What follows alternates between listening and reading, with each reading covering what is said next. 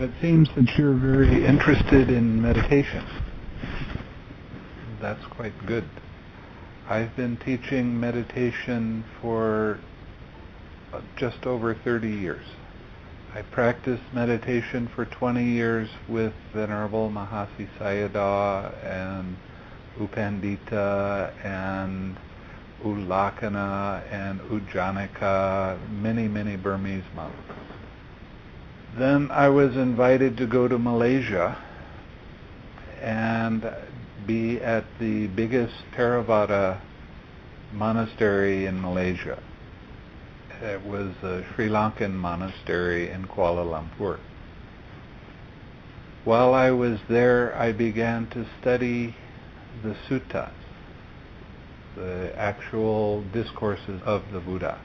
And what I found was the suttas and what I was being taught from commentary was not the same thing. And I also found out that almost everyone is being taught meditation from the commentaries. And there is one step in the sutta that is not mentioned in the commentaries. And when you add this one step to your meditation, it changes the entire meditation. Are you doing mindfulness of breathing? Is that the meditation that you're practicing mostly here? Okay, I'll give you the instructions in the mindfulness of breathing according to the sutta, and you'll see that it's a little bit different than what you were being taught. There's 4 sentences that give the instruction. It says, when you take a long in-breath, you understand that it's a long in-breath. When you let the long out-breath, you understand it's a long out-breath. You understand when it's a short in-breath and when it's a short out-breath. Now, did anyone hear me say nose, nostril tip, upper lip, or abdomen? No, because that's not in the instruction. It just says you understand when you take a long breath and when it's short. You understand when the breath is big and when it's small. You understand when the breath is fast and when it's slow. That's all this means. Now the next part of the instructions are where it tells you exactly how to train your mind. Now with these instructions, it does not ever mention any location for watching the breath. And it doesn't say to only focus on the breath. And I'll show you that in just a moment. The next part of the instructions say, he trains thus.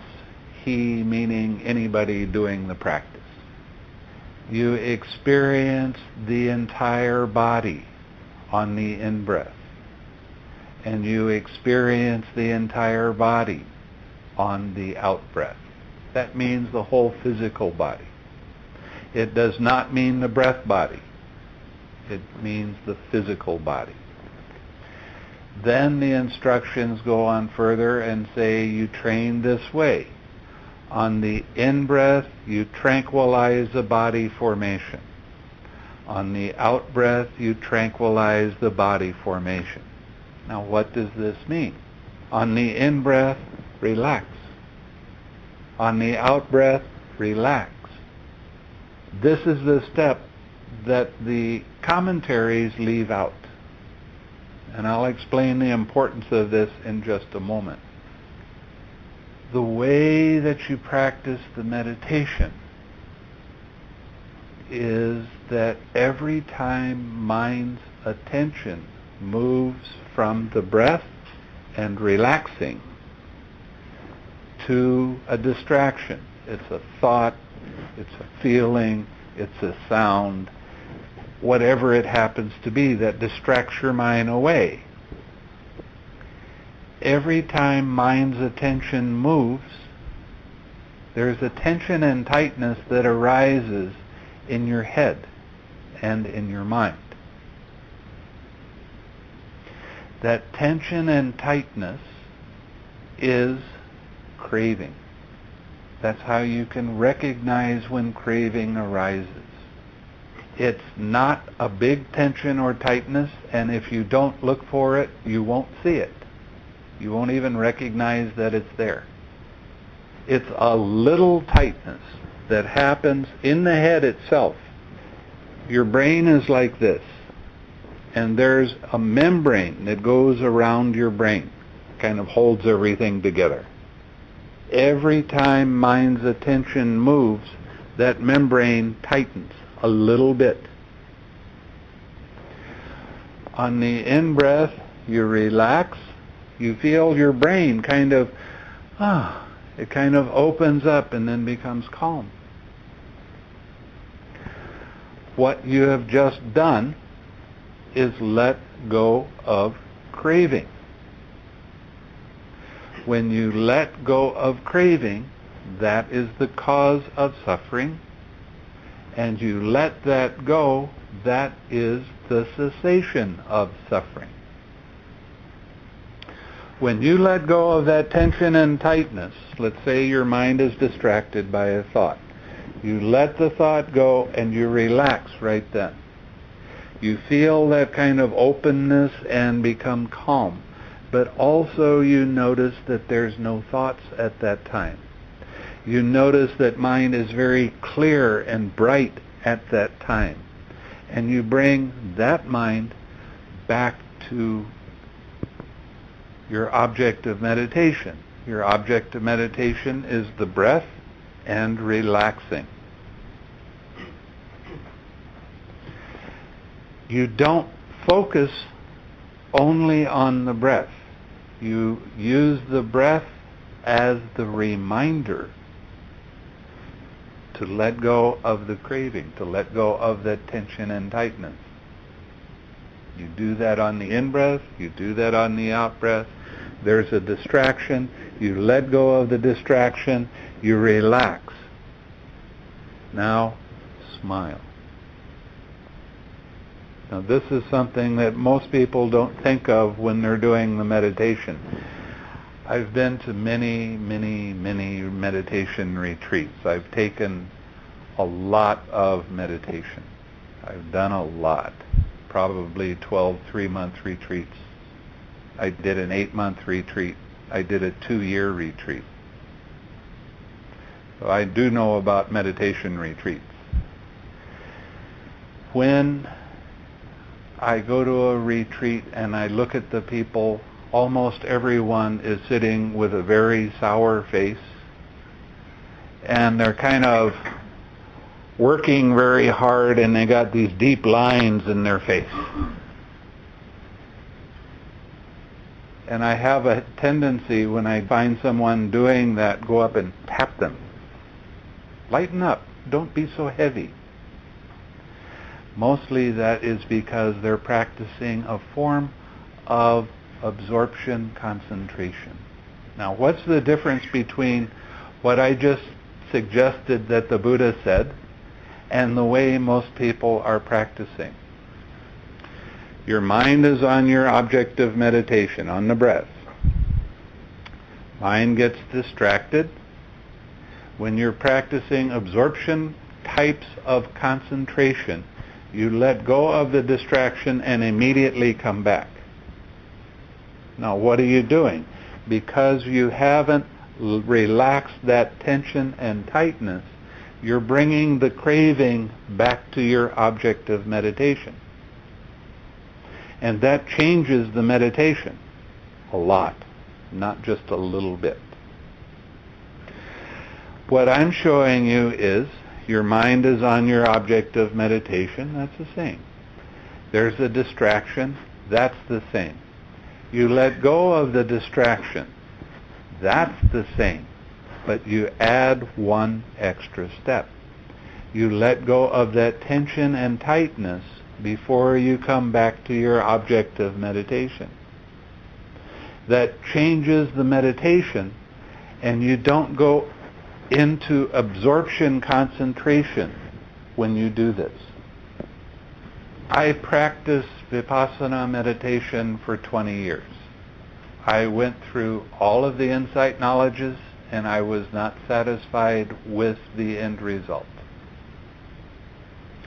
I was never taught to relax that tension and tightness. With Vipassana meditation, they tell you when you have a pain, say you get a pain in your knee, they tell you, put your attention right in the middle of that pain and watch its true nature. Every time I did that, I noticed that my mind was just like a rock. It was so tense and tight, so hard, because it's difficult to put your attention in the middle of a pain and stay balanced, stay at ease. Your mind, it's painful, and the more you put your attention in the middle of that sensation, the bigger it gets. So your mind naturally does this. Now, when I teach meditation, when I give the instructions, I give very precise instructions in what you do when a sensation arises in your body. It doesn't matter whether it's a want to cough, or it's an itch, or it's a heat, or it's a vibration, or it's a pain. You treat all of these in the same way. When your attention gets pulled away from the breath and relaxing, it goes right to that sensation, and the first thing you'll notice is you start thinking about all of the reasons why you don't like that. I wish it would stop. Just go away and leave me alone, right? Every thought about that sensation makes the sensation bigger and more intense. So, the first thing that we do is let go of the thinking about it. Now, because you were thinking, there's some little tension and tightness. Relax. Now you notice that your mind is there and it's not thinking, but it's still painful. And any time a painful feeling arises, there's a tight mental fist around that pain that says, I don't like it, I want it to go away. Now, the Dhamma, the truth, is when a pain arises, it is there. That's the truth. Anytime you try to control the truth, anytime you try to fight with the truth, anytime you try to make the truth be the way you want it to be, that is a cause of suffering. So what do? Well, the truth is when this pain arises, it's there, and it's okay for it to be there. It has to be okay because it's the truth. It's there. So you allow the space for that pain to be there. Now you notice there's tension and tightness in your head, and you relax, and you come back to your object of meditation. You come back to the breath and relax on the in-breath. Whoops, there it goes again. Now you have thoughts about it, so you let go of the thoughts and relax.